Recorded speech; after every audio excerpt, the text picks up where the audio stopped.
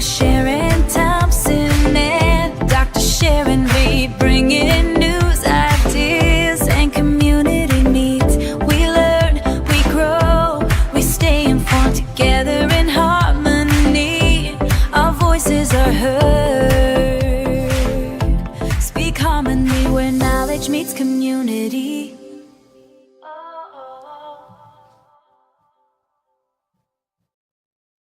Where knowledge meets community. Yes, Love yes, it, yes. Love it.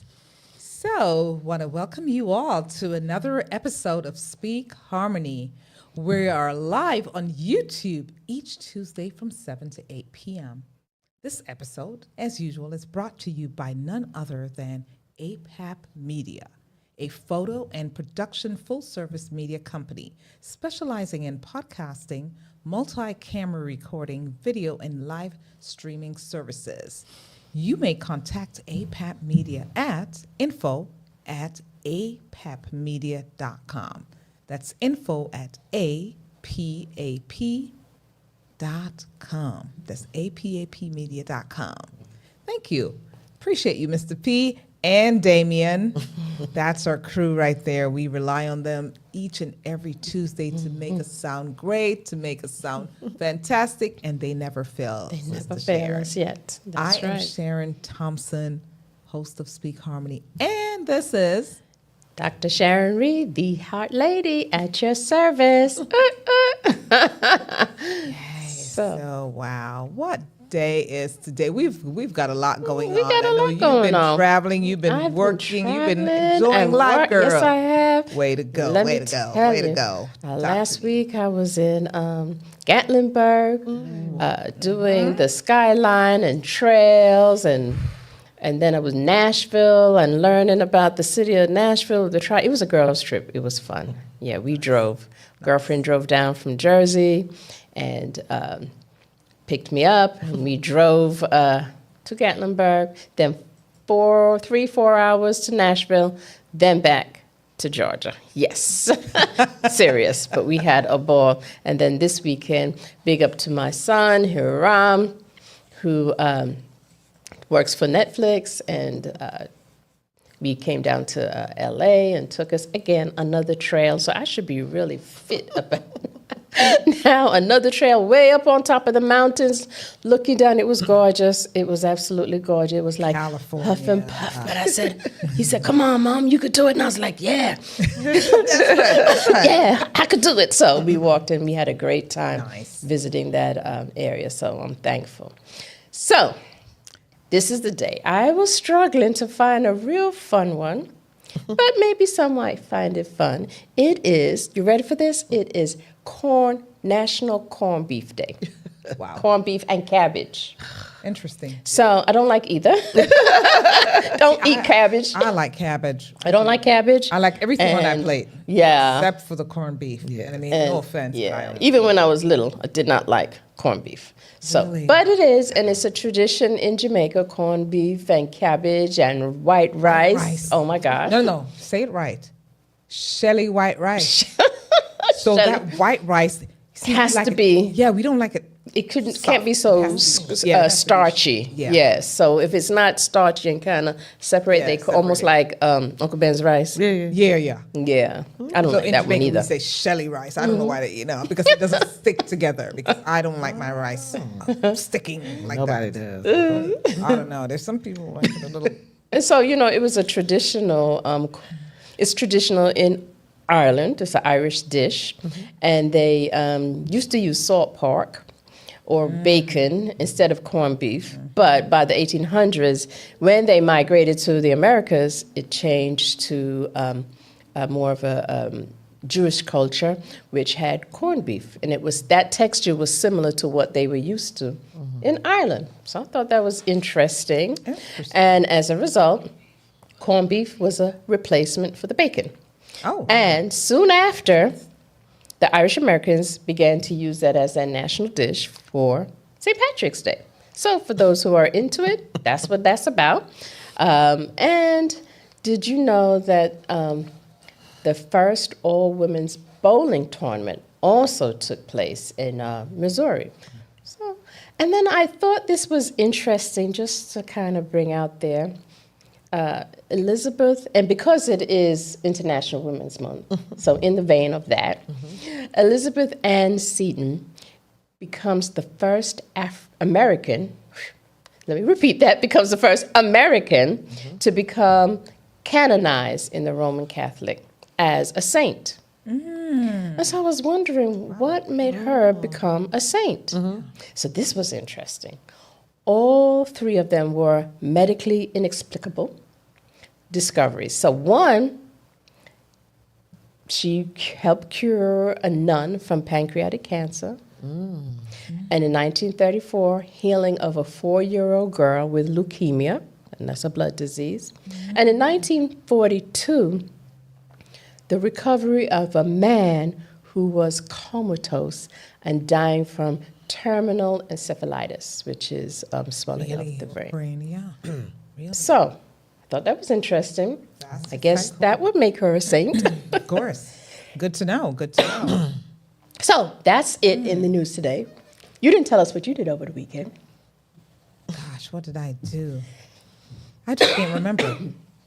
You don't remember? Well, you know, I mean, honestly, how could I forget? Man, whoo, Lord have mercy. Let me tell you, these weekends are running into each other. Yes, they are. And so on Friday, let me start with Friday because my weekends got off to an early start. There is a Claude McKay, Oh, the Jamaican. for those who don't know. Girlfriend, the Jamaican poet from Somerville, or as they would say, oh, goodness gracious, James Hill, Clarendon, okay, in Jamaica. Claude McKay, the famous poet. There's a gentleman from Paris, the director. He was introduced to Claude McKay like over 25 years ago. And because of that, he decided to really dig deeper. He created a film. He did a film on Claude McKay. The things I learned about Claude McKay, I grew up on his poem, Yellow Daisies. It's If I Die Before, whatever, I forget the name of that particular poem. But Claude McKay was one of those poets that we revered as Jamaicans. Well, the movie was very interesting. It opened up so much in my world. I had no clue. That was one. Yeah. So, of course, we hung out. We hung out with the director. We were privileged to hang with him, to teach him everything and share with him everything Jamaica. So, big ups and shout outs to Dr. Fuller, who's graced the studio right here.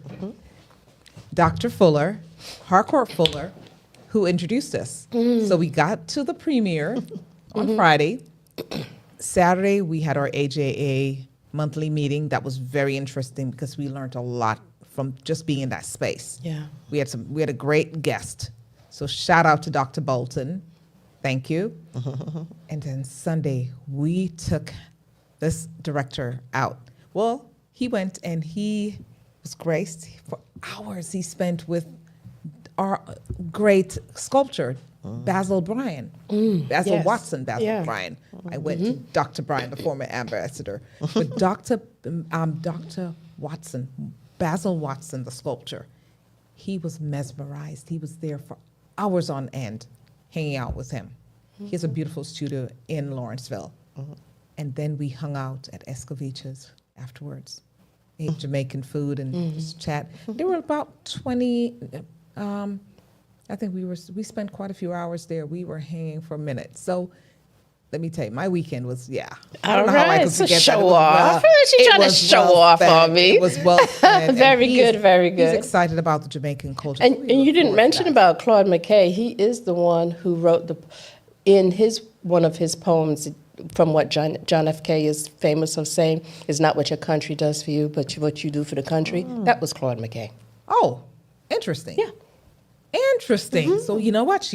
I just learned something else. I'm telling you, my eyes were wide open because I only knew about the poems that we would do. We would recite in school.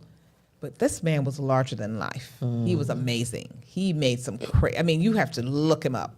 Oh, yeah. So, wow. So that was my talking weekend. about amazing, right? And what you can do for your country. Oh my gosh, we've got an amazing guest, Sister Sharon, in the studio. You know, and right here on Speak Harmony, we're privileged. We get some very amazing, outstanding Yeah, we community do. leaders. Yes, we're we just do. really privileged to have them. Yes. And so, guys, I don't want to bore you, but I'm going to give you a snippet of her bio because I'm not going to go down the whole thing. But we'll be here until next Tuesday. So, Teresa Hardy, a visionary leader, community advocate, and seasoned executive committed to advancing economic empowerment, faith-driven leadership, and generational impact. Let me say that again. She's committed to advancing economic empowerment, faith-driven leadership, and generational impact. That's what she does. And I'm going to continue down this vein, but I'm going to interject right here. I met this sister a while ago through, like you said, generational impact. A sister that I met, a younger sister, and she is her mentor. So she was born and raised in, is this Lineville, Alabama? Yes. Was nurtured by her parents, Billy and Ada Hardy, who instilled in her the values of faith, perseverance, service, and integrity. Growing up in a large but close-knit family with 6 siblings shaped her resilience and passion for leadership.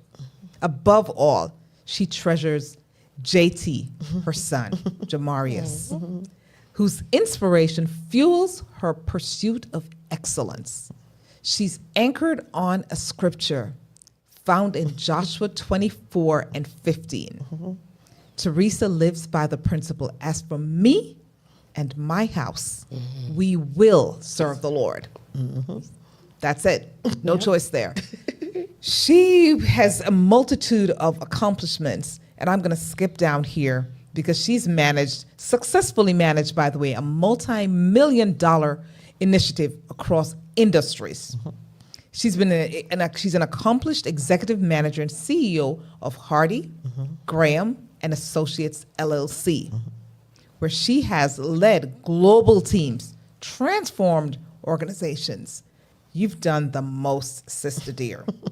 One other thing, she was the president of the NAACP in DeKalb County. She has done the most, but I'm going to stop right there because the list goes on. Girl, I'll just be going The list on goes and on and on. And so, welcome to Speak Harmony, Sister Teresa Hardy. Thank you, Sharon and Sharon. Wow. You are so welcome. And I think this so is glad just such a wonderful guest to continue to celebrate International Women's Month. Yes. So you cover the gamut. I mean, we just have you for the rest of the month. All right. Wow. So tell us about your start. How did you become such an advocate? That's a good question. I never thought of it that way. Actually, I would say that I think it was a burning and yearning in me as a young girl. As a young girl, I actually wanted to be a lawyer, but most people told me I was too nice and I was passive. So they were like, you can't be no lawyer. So all my teachers and stuff wanted me to be a teacher, of course. But when I went to college, I got the opportunity to actually advocate for us. We had African American history as an elective, and they did not want it to be credited. So I was an Alpha Suite in college. We and the bros got together, and we actually marched and protested to have African American studies be accredited. They had us in Western Civ what is that, right? But that was my first intro of really doing something in the heart of Birmingham, Alabama, right? Where Dr. Martin Luther King was, and of course he was the alpha, so it was a lot going on there. We spent a lot of time at 16th Baptist Church during my studies at UAB, so a lot of that kind of started to yearn in me. And then when while I was in school, I did get pregnant while I was in school, and so I had my son. And my goal was to get out of school before he goes to school. So then having a boy, and it was my dad's first grandson boy, because my dad has 6 girls. So he was spoiled. Of course he was. Yes, he is. He's very charismatic, a charmer. Get anything he wants. And just being a young man growing up where I was actually the oldest from my mom and dad, I kind of took on ownership on trying to be the one in the family to do right, right? And to show my siblings that no matter what happens, you push forward. So it was in Birmingham, Alabama at UAB. I got my start. And when I graduated from college, I got to see the world. I became an IT consultant. My degrees are computer science and human resource management. And I started working as a consultant. And again, from Florida to Detroit to Atlanta to all over the world, I've been able to do a lot of business transformation in the IT space. Get into Atlanta or DeKalb County, it was my cousin and I, we were talking, she's an engineer and information technology. We were talking as a family and stating that we wanted to do more. We felt like we were given to corporate America, but wasn't giving back to our communities. So I think that's the drive that I actually had. But when I moved to Atlanta, I became the president of my HOA after attending one meeting. And I was the HOA president for 19 years. Wow. 19 years. 19. Yes. That's impressive. Exactly. That really is impressive. Yes. Almost I mean, 2 you were just decades. born with leadership in your blood. Yes. Woo. And didn't know it, right? Right. So I didn't go around saying, I want to be, Yeah, right. you know. People just saw it in just you. happened. Yeah, it literally just happened. So coming into the neighborhood, moving here, there was things that our community did not have. They had built a new community. However, they didn't have street lights. They didn't have sidewalks. They didn't have cable, wiring. Plus, they had some other homes that needed to be built. They didn't have a solid governance for the HOA. So, But they had a Teresa. but then they had a Teresa. They had a Teresa. And with Teresa, I ended up changing what neighborhood looks like. I told the people, don't call it, I didn't like the word subdivision because I think subdivisions divides our community. So we would call it neighborhood. Nice. Right? I will be saying that Yes. from now on. Neighborhood, Thank you yes. for I that. like Yes, that. right. Thank you. We are a community, which is unite, right? That's right. So it really started with what we were able to accomplish there. We created block captains so that everybody could watch the streets. We started having pool parties, back to school, and Christmas parties to keep our neighborhood going. We were able to get street lights, sidewalks, and a way to get the cable installed at the in the infrastructure that was already built. So we had a lot of accomplishments along the way. Yeah. So, but that got into the advocacy. But again, not knowing that this is what you're really doing. Well, you were called to do it without Of course. knowing to Absolutely. do it, right? I want to ask you, though, Yes. your earliest influences, because there's got to be, I know you grew up in that tightly knit home, that household. Who was your influence? Who did you see as an influence in leadership? I mean, I know it's innate. I get that part. I know it's definitely something that was born inside. Yeah. But was there a teacher? Was there a leader? I mean, someone that you saw that you said, you know what? Yeah.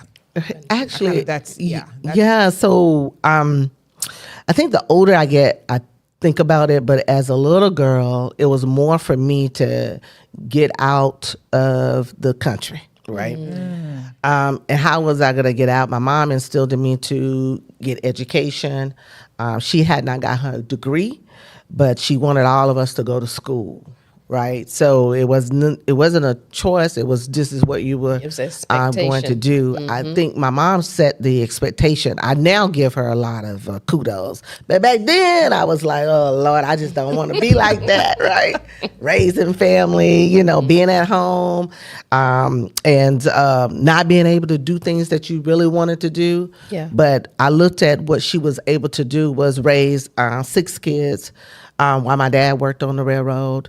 After we all got in school, she actually became a school bus driver and started a substitute teaching, and then they wanted her to go to school. But my mom used to have little tea parties and all these gatherings, but I think she was living out what the things she wanted to do. But then seeing what I was able to start to get accomplished, I just didn't know that was the path that I was going to take. It wasn't that I saw a leader. I saw women and other people in my neighborhood telling me to do this, and you're going to be great, and you're going to do this, and I'm like, okay. And so when I went off to college, all of that was already in my ears. My 4th grade teacher and 6th grade teacher lived across the street from us. Miss Scott, her birthday's in April as well, like with mine. So she was our teacher that really didn't like nurture us in it. It's kind of like she was telling us what we was going to do, right? You're going to be that person. Yeah. You going to school. She was the one telling us to go to school. We were going to go to Tuskegee, and we were going to come back home and be teachers. But all of us decided to leave, and most of us didn't come back. Yeah. Right? So Carved your own lane. Yes. So your I'm coining you. Teresa Hardy works hard. You do so much, and over 30 years in your profession. Tell us, how did you start and why did you start Hardy Graham and Associates? What's that? Yeah, so Hardy Graham and Associates is my both of my parents' maternal mother's maiden name. Okay. So in 2011, I created this name and wanted to start to build out what I call a legacy. Those 2 ladies, my dad's mom and my mom's mom, were grand ladies. They were hard workers in their own capacity, not working corporate, but working hard. Like my grandmother, my dad's mom, she raised all her kids by herself. My mom's mom raised 10 kids. They both had 10 kids. They both had 10 kids? Each. Big family. You've got a Like, big family. I mean, you grew up in a community. I did. A beautiful neighborhood. Yes, we did. And both of them had 10 babies. But, my granny, my mom's mom, had her husband who took care of her. And my granny did not work and didn't have to, right? But they raised nice families, even if they're indifferent. And they brought my mom and dad together, which they were 2 different people, but they actually had family as the cornerstone of their life. So my granny, she used to say to me that I needed to go to school and get a husband.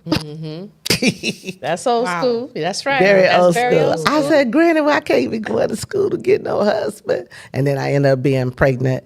And later on, I did get married. But I said, no, Granny, it's not she's like, how you going to take care of yourself? And I said, Granny, you have 10 and ain't nobody taking care of you. And she just started laughing. But I understand what she's talking about, the fruit of the labor, Yeah. So my faithfulness came from my grandparents. My my mom made us go to church, not just one church, every church in the neighborhood. So we was Baptist, Methodist, Holiness. And so from then, Hardy and Graham and Associates came to mind? Yes, and it is a management consulting firm, and I just basically do what I do that I did for the corporate America. So project management. Management consulting, which is like training, leadership, development, business transformation. I do a little, I don't do the technical stuff anymore, but it seems like I'm going to be forced back into that with AI. Yeah. Yes, I am being tested. But but yeah, that's how it came to be. So I do a lot of consulting under Hardy Graham And you Associates. consult about IT? Nope, everything. Really? How to Everything. start? Mostly businesses. Mostly businesses. So small within business. that, then it's a lot of leadership. So what advice do you give women? Well, first of all, for women, most of the women that I've seen in the consulting area is they have their business. If they don't have a business, I'm always encouraging someone to have their business. One of the things that I learned as a kid is that if I had known that I could have had a business and go to school and work, I should have did that early on, right? But I didn't know what you don't know. So I encourage everyone to have, even if it's their hustle, try to figure out a way to make your hustle be an actual business. Of course. I want you to be legit. I want you to have a registration, because what we experienced during the pandemic was a lot of people were not legit. But if they would have been legit, they could have got that help. Of course. Right. But we always need to have the foundation of having our stuff in order. You know, stand on business is what I say. Stand on business at all times. I didn't realize that I was around a lot of entrepreneurs growing up with the things that my mom was in sales, because she did Mary Kay and she did Tupperware, and my aunt did hair. She was a cosmetologist. So I never connected the two together till I got older to say, wait a minute, we do have an entrepreneur. It's okay to have an entrepreneur spirit and move our family that way. But my biggest dream is to economically create legends for our family. I like that. Right? That's so we have started, this is the funny part. We started a savings little meeting. I call it a meeting. They hate it because they was like, oh God, here she come with these presentations. But the meeting is very simple. Yeah. We started out doing $1 and penny savings. And we met monthly to discuss any challenges that were keeping you from saving your $1 or your penny, and to hear from the family. This was only just our family, and we call it the Hardy Savings Plan. So we meet every month to actually go through that. So we went a whole year, and the prize was during Christmas, I stopped no longer giving gifts. The gift is going to be this. And we need to really holistically get in our mindset that we need to save as much as you can. So whoever participated for the whole year was put the name in the hat, draw their name out, and your money was doubled. Wow. I Yeah. like that. I like Yes. that. And you said something about they weren't in corporate. You're great. But Yeah. you know what? You had a corporate mindset, because Yeah. who came up with this idea about corporate? Yeah. That was corporate. Yes. Having 10 kids, juggling, taking Right. care of 10 Right. kids Exactly. was corporate. That was very So, corporate. I mean, yes. you know, They were the we don't- CEOs of the Hello, Exactly. the CFOs, the CEOs of the yes, family. of the Yes. family. So, you know, I mean, the taking what they say, taking a little bit and multiplying it Yes. and making sure everybody was taken care Yes. of. And for you to come up with that corporate mindset, girlfriend, you've been a leader. It's in your blood. It's deep down. Right. Graham Hardy, hard. You went hard, and I like that. I like that a lot, because you know you served in leadership roles like so many different spaces. The NCNW, the NAACP, the National Women of Achievement. You know, what motivates you to stay deeply engaged in community work, though? Yes. What's so that motivation? I think the motivation is I really love being in the governance of that. I love organizational structure and effectiveness. It's actually a challenge to me because, being in those organizations are not like the funnest thing to do, but it's a challenge that I know that I can overcome. I teach people to look at the mission and vision statements. Even though you come in here and you want to talk sisterly and be sisterly and we're going to hang out and we're going to do all these things, that is not the mission. Right. Right? We truly have a mission, and until we fulfill the mission, we need to keep working at it. So that's why I've had my experience with each one of them give me something different. NAACP, NCNW are my social justice alignment. TLOD, NWOA are more the service, because we do service a lot of youth and seniors and those type of things. And then NCBW is policy. And what does NCW stand for? NCBW is National Coalition of 100 Black Women. That is a policy focused organization. And then, of course, being a part of a chamber is the small business advocate side. Yes. So every one of them have a place. I mean, really. She's a sister who has done Yeah. everything. I mean, a board member Yes. of the Greater Lithonia Chamber of Commerce. Yes. I mean, it says, though, with that, and I like that you did that. It says you focus on closing the racial wealth gap. Yes. And I heard that when you said, Yeah. I just gathered my family together. Are we going to and said, save $1? Hello. And I mean, really. It was a benevolent dictatorship. Right. And I like that. Yeah, it No, really I do. was. Yeah. Because the fact that you could get your family, Yeah, because a lot of Get people on like, how board. you do that? look, she was way ahead of herself. Yeah. Yeah. I mean, you made sure you called it, and they must have been like, They didn't yes, want to do ma'am. it. They didn't want to do it. But that's fine. But you made them. Yeah, my dad made them. Oh, that's Whichever way, good. That's good. You came up with Yes, the strategy. yes. And you made it happen. So your Right. dad was there to sort of reinforce. Right. But really, it came from Teresa's hardiness. Yes. So I like that a lot. I mean, tell us about the 7 F's, though, because you created that empowerment framework Yes. around the 7 F's. Yes. So a long time ago, I used to do these little groups. Of course, I'm sure everybody's done groups of people and come together, but I also like to have a purpose for the group. And the 7 F's, it's a funny thing because we always talking about grades, right? And so I come up with the F's because they kind of fall in line. But if you notice, 7 means complete. I'm all into that. Right. And the F's are more like to encourage us that even though it's a grade of F, it's a really grade of A when you accomplish these things, right? So it's faith, family, fitness, friends, finances, Forte, and having fun. And it is like the quality of life. Yeah. That's all it is. And when I started having the sessions, we started out having the sessions with women only. And people would come in, and I didn't do it the same way, and I did not use these quadrants to talk about it because I want people to say what they want to say. So you would fill out a piece of paper, put your question in a basket, and then I will facilitate the questions out. So no one would know who said question what it was, yeah. but then we would have the discussion. And the discussion or the question that's asked or the comment, everybody would fill in and have a fulfillment. So what we noticed when we were having those sessions, most of them were falling back to a man. So I started including men in the actual sessions as well. So that became our women empowerment sessions. I mean, really, because, this is the other half, and we talk about men, and you want to hear from a male point of view. Yes. So which one of those 7 F's do you think most people struggled with? They struggle with fitness and finances. Fitness and finance. Yeah. Everybody thinks they have a good, and I did find when we had conversations, though, family was a relationship barrier.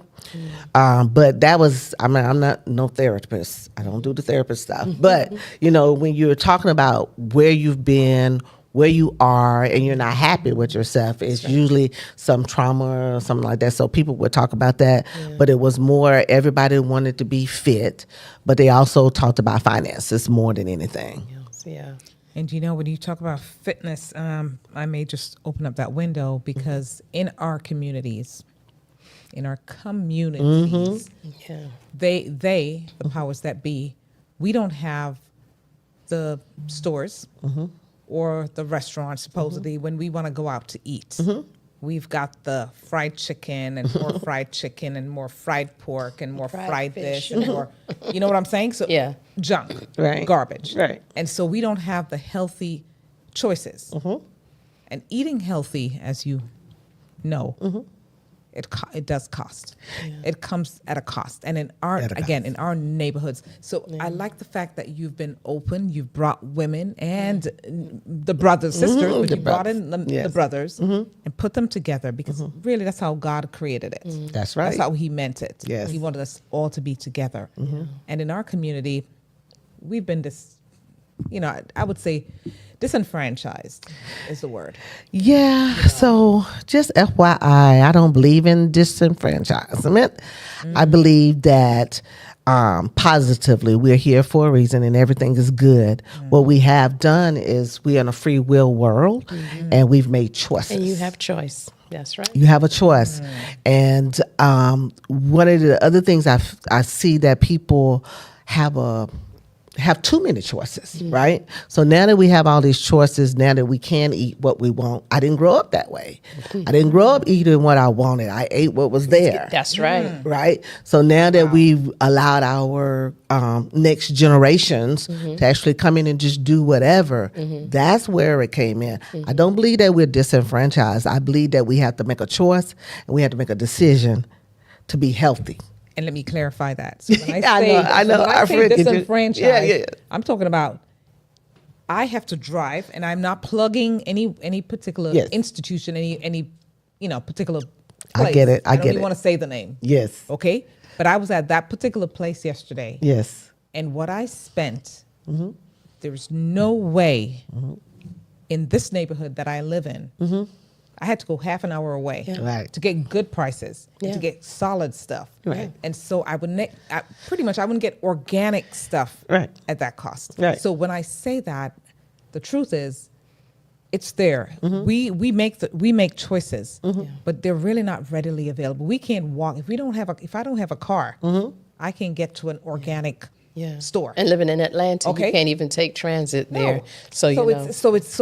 difficult. There is a little bit of and so I'm with you So all you know the what? way. But that's what you said earlier. You said about come unity. unity. Come And together. you have to that's unite. what- That's right. Unite. Yeah. Yes. The village. We are need stronger to get together. back. Look, That's it. We need I'm to ready get back to the village. nominate her for office. I mean, like, That's it. I'm ready. Yeah. When are you going to run for office? I mean, I'm ready with all these things that she has accomplished, Yes. and that leadership spirit. It's just very refreshing to know I'm not accepting disenfranchised. Right. No. You have a She's like, choice. yes. She's with structure. When we're in an organization, we're going to be doing to the mission. Right. She's sticking to the point, staying focused. And I Yes. love that. And that's how you get results, right? And so what does true success mean to you in this stage of your life?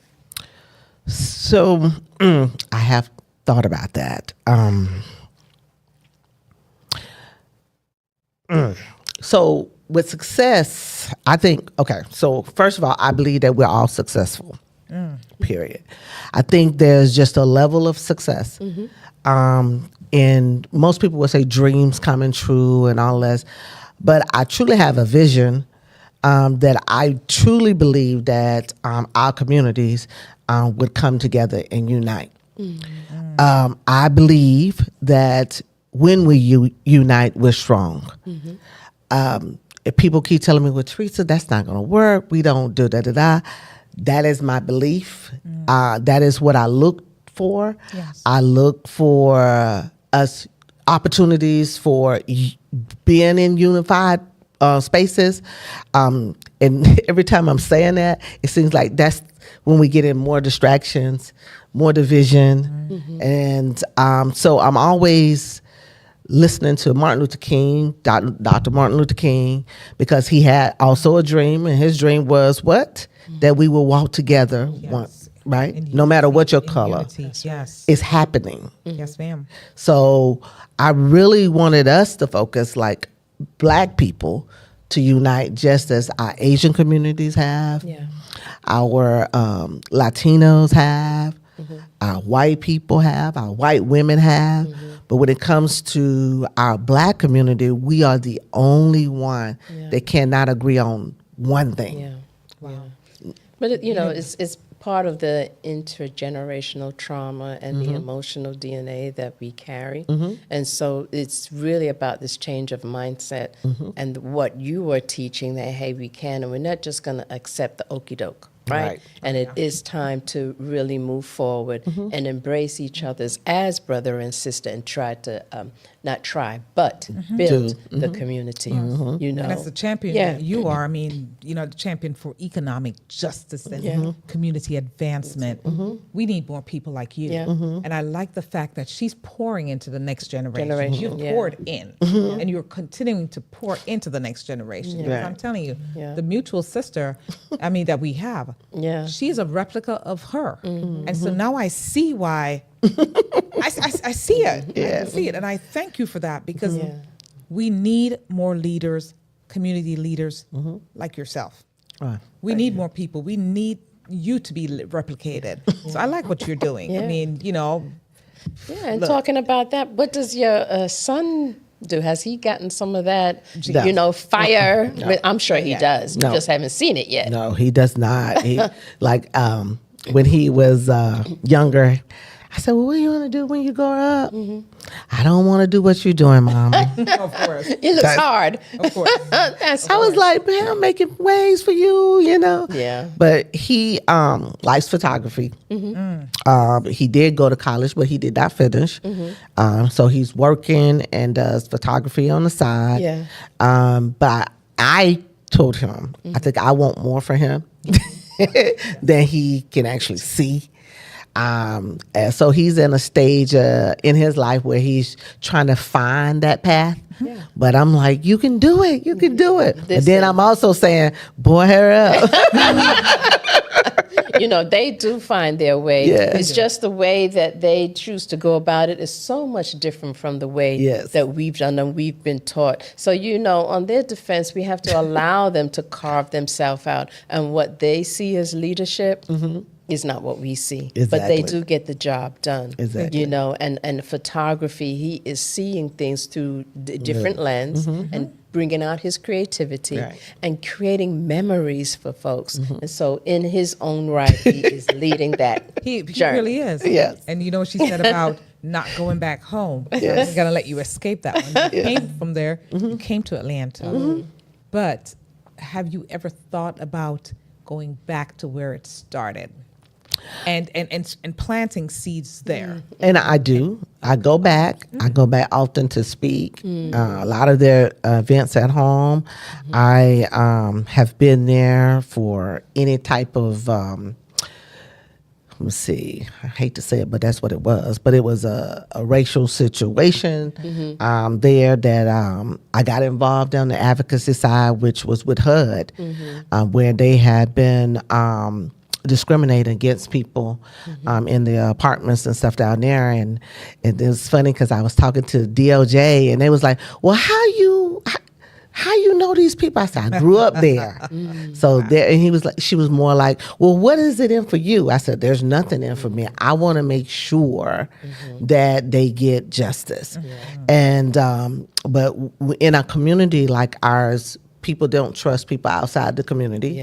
So I did go down there and gathered up the pastors and the elected officials and said, let's have a meeting and go over this discrimination so that we could talk to our community. So I talked to them, and then they started talking to the DOJ. And so they got money. All right. But it starts with trust, though, because the fact that they know you, right, and you are that fierce and fearless leader. Exactly. They trusted you, and there's trust. Right. Exactly. I'm sensing a sense of boldness and courageousness within you that she can just go up and talk. Yeah, I mean, that's what we've been talking about. To be able to go and say, hey, pastors, come together. We need to get this done.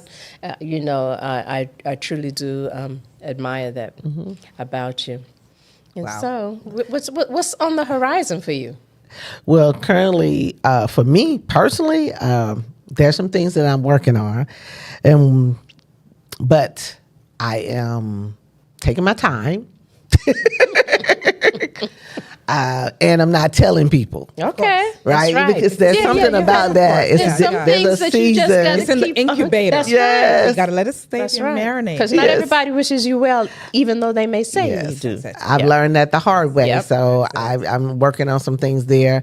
But in the meantime, I'm still working in a community, thriving and making sure that we are united. There's an election. And to me, there's an election every day, right? So Yeah. I preach 365, that there's an election every day, right? Even though we're in an election cycle or season, there's an election every day, okay? And so right now I spend a lot of time not just telling people to go vote or register to vote. I educate them. I'm setting up some educational series where we're going to talk about what's on the ballot that's coming up so people will understand the roles. Thank you for that. I've been saying that and asking for that for so long. Yes. I think one of the obstacles why people really don't vote is because they don't know who and what to Right. vote for. They don't know what bills are up and how it's going to impact their community, their neighborhood. Right. They don't know. And you bringing it up and educating people, well, this bill means that, because a lot of them, the terminology for some of them is kind of rough, right? Yeah. When you're reading the bill. Yes. So if you break that down and people can be able to say, okay, I can relate yeah, to I'm it, for make it I'm for this or I'm palatable. not for this, and so really make educated choices when they are voting, and really going out now. When you understand it, you can hold your leaders accountable. Accountable. And town hall, Yeah. I literally just said this, and I like the way you frame it, Sharon and Teresa.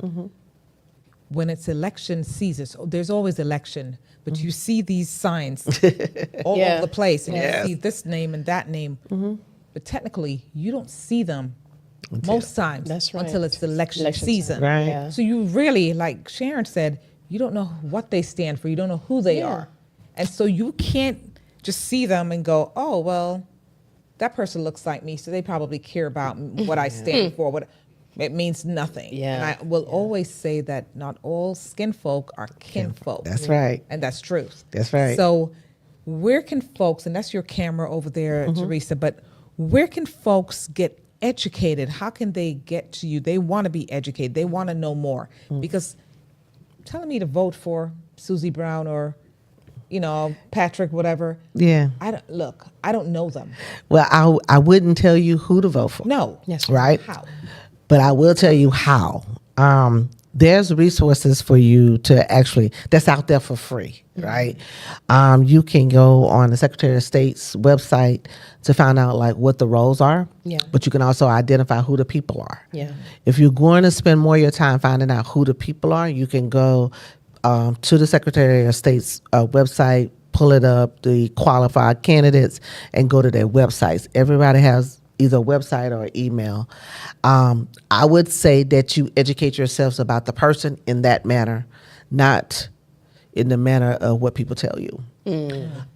Because you have a different view of how you want things for your household, and you have a different view, and I have a different view, right? Yes, But we all want greatness. We want excellence, Yeah. right? There is a commonality. There's right. So there is a commonality, but you have to find that within others. I usually ask the candidates, what is your intent? Yes. Because once I figure out your intent, I know where you're going. Yeah. Right. And that ain't something people like to talk about a lot, but I see intent. Yes. And I see beyond you just coming up, all of a sudden you want to run for office. Why do you want to run? And when they tell me something that's not the role of that office, I'm done with them. Wow. And what does that mean? They're not in. What does that mean? So, like, let's say someone says they want to be, I'll give you one. I had to deal with this one. Someone wants to run for the Board of Education. And they said, oh, yes, I want to make sure my kids is right. I said, okay. Well, what do you want to do? What are you going to do as a board member for our schools? How would you do that? And when they start to say, oh, the students need this and the students need that, and I said, school board members don't do that. School board members it's about the budget. Yeah. and it's hiring a superintendent, right? There's some policies that you can put in place, which they usually never mention it. They always talk about the students. Students are in the classroom, but what policy would you create to make sure your students are safe? Yeah. That they have the right education or the curriculum. What would you do? Because some of that you can do without being a board member. Wow. Right. Nice. Interesting. Yeah. Right. So it's what's the problem you plan to solve? Yes. And then what have you done to show that, That hey, part. you know, that Yes. I'm the Prove type it of to us. candidate Right. that can help move forward? Right. Like Councilwoman over here who has a proven track record Yes. of getting things done. Yeah. And I truly think that's important. But you know, you were talking about knowing the candidate, but a lot of folks don't even know what district they're in. I know. So if you want to know, let me say this. If you want to know what district you're in, you need to go to mvp.sos.ga.gov. Put in your name, your birth date, hit the submit, and it will tell you all of that. And everybody needs to do that because why? We're in a season where our leaders, some of our leaders are purging the lists. And if you're not a regular voter, even if you are, you need to check to make sure, we call it check your status. To always check your status. Don't wait till it's early voting or it's the day of. Check your status every day. We're already on social media. Yeah. Just put it on. Just do that. It don't take that long. You're on social media anyway, right? Exactly. Exactly. Make your time for social media. Check your status at least once a week.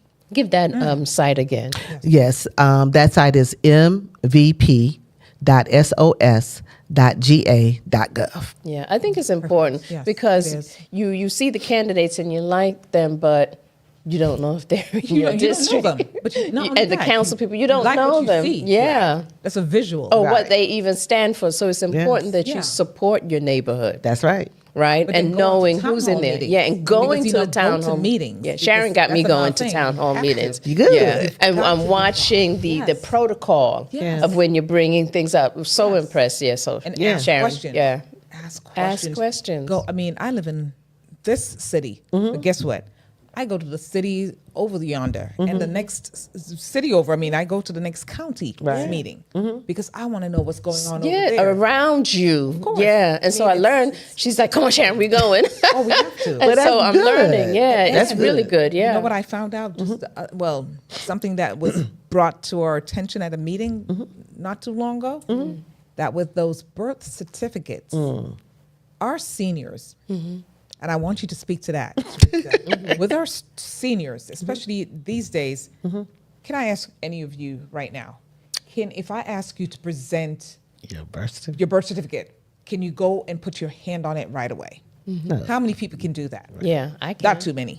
Well, we can because Yeah. you know we because we can. Yeah. But I don't know too many people Of the because elders, they since- can't. Yeah. Was it That's elders? right. I've There's asked people, younger and people. they said, "Well, my mom." My mom. That's right. We are the bankers. I'm like your mother. You're 34. Yeah. What's your mom doing with your birth certificate? You Yeah. live at your own house. Yeah, and your social security card. Yeah, Hello. that both of them. So We don't speak carry to that, those around. Yeah, Because yeah. I mean, their mothers, and my mother, for God's sake, may live in another state. Yeah. Your mom may just live in another state, or and you live here, and you want to go vote. You've got.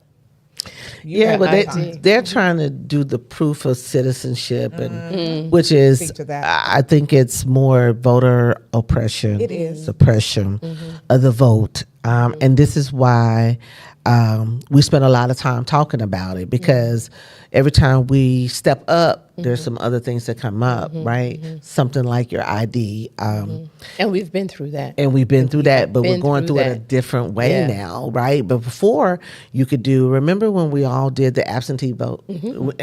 We didn't do that process. We believe in going to the polls. polls, that's right. Right? Yes. We do, Yes. right? So when we did do it, we saw what?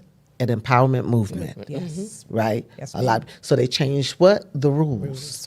And you would now have to show your ID or put your ID on the application when you request it. Yeah. right? So every move we make, that's And why I say, in order to get that ID, tell us that process. well, you have to have a birth ID. certificate. You gotta go to wherever you go to get a birth certificate, right? Yeah. But you not only if you're going to get the birth certificate, you gotta go and get your Social Security. You gotta get your voter ID or a picture ID, right? Or Georgia state approved ID. Yes. And right. make sure that name Not is spelled your- correctly. Oh God, don't even get me Okay, started so, on so, that. so you see, where, you see where I'm going with that. That's Yeah. what I'm trying to frame. Yes. Because Yeah.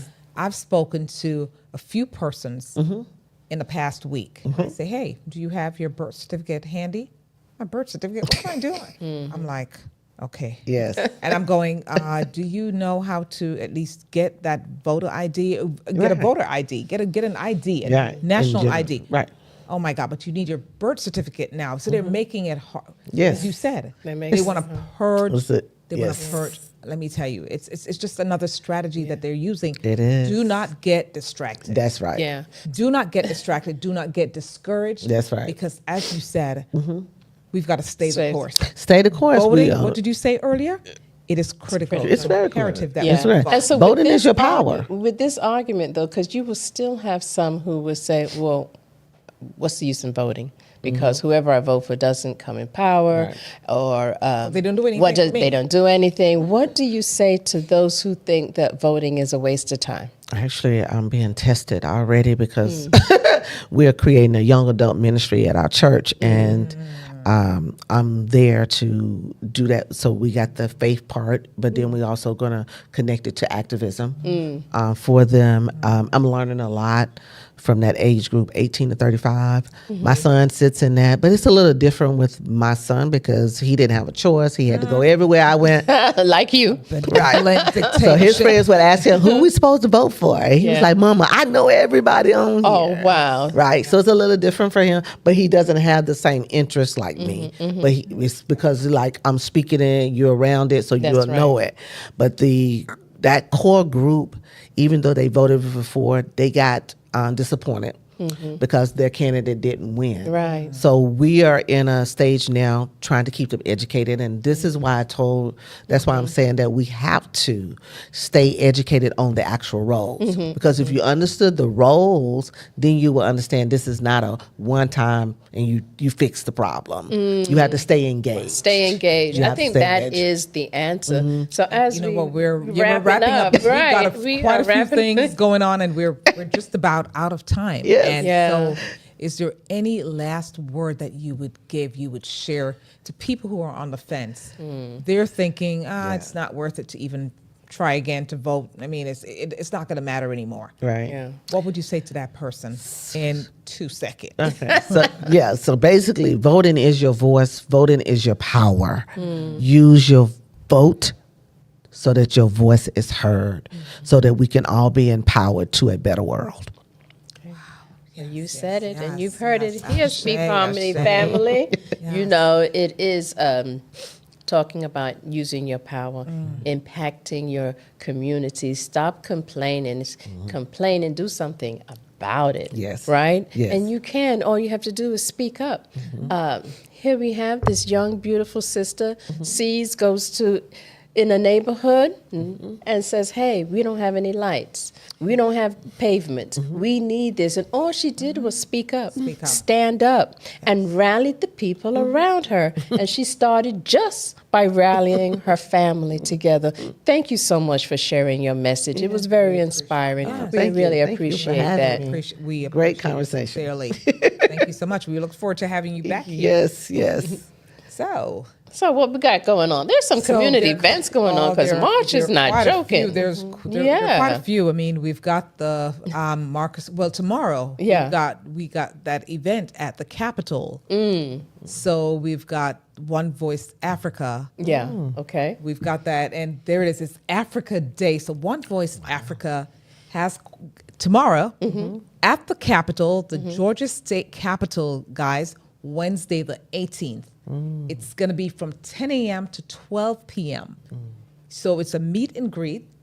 And you're going to be there. The legislative session is really from 10 to 12. So let me correct that. And then you do the meet and greet after. I was there last year, and let me tell you, we had a ball. We really had a great time. So it's at 206 Washington Street, the state capitol, 111 state capitol in Atlanta. And they're preferring African, the traditional attire. You got to take some pictures. gotta It's do going to it be all. beautiful. Of course, Yes. there are people. Yes. So that's tomorrow, guys. And then we've got other stuff going on. We've got the Marcus Garvey Symposium that's coming on the 25th of March. Wow. So it's Atlanta. We're asking you to remember the International Day of Remembrance for the victims of the slavery and the transatlantic slave trade. Okay, so March 25th, mark your calendars, be there next. It's a family event. You want to make sure you get there. It's going to be held at the Big Bethel Church, and that's in Atlanta. And it's commemorating the 109th anniversary of Marcus Garvey's first public lecture in Atlanta, guys. So we got to be there. We got to be there. So it's at Big Bethel AME Church, and it's at 220 Auburn Avenue, Atlanta, Georgia. And we want to shout out our partners, Island Heat. Island Heat, our partners, another podcast that's out of APAP Media. There we have it, the Island Heat radio show. When I tell you they do great stuff on Monday nights from 9 to 11 p.m. We're shouting out Super Peck and Shout out, Lady shout out, Lady Bella, Lally Super Bella. Peck. Yes. Big shout out. And I saw you rocking earlier, so you like your little reggae music yeah. there. So Oh, you yeah. were rocking, and they will keep you rocking on Mondays. Yes. Absolutely. yes. So we're thankful to you guys for joining us once more. Yeah, we appreciate APAP Media Group, which is a full-service media company, for sponsoring this show, and to our other sponsor, Heart Love Inc., who specializes in relationship and emotional management. And for more information on that, contact speakharmony1@gmail.com. And, of course, join us right here at the APAP studio. If you want, come on down and visit if you're in the area. Live on YouTube, 7 to 8 p.m. Eastern Time, as we continue learning from those who inspire us through action and purpose. Until then, keep speaking harmony into your life. We want you to like, share, subscribe, and like again, subscribe and share, and repeat. We thank you until Thank next you so much. Tuesday, Until next 7 Tuesday. to 8. Thank you again. Appreciate you. Appreciate All you. right, lovely thank you, ladies, sisters. lovely ladies. Give thanks, give thanks. Yeah. Welcome to Speak Harmony, hosted by Sharon Thompson and Dr. Sharon Reid, bringing news, ideas, and community needs. We learn, we grow, we stay informed together in harmony. Our voices are heard. Speak Harmony, where knowledge meets community.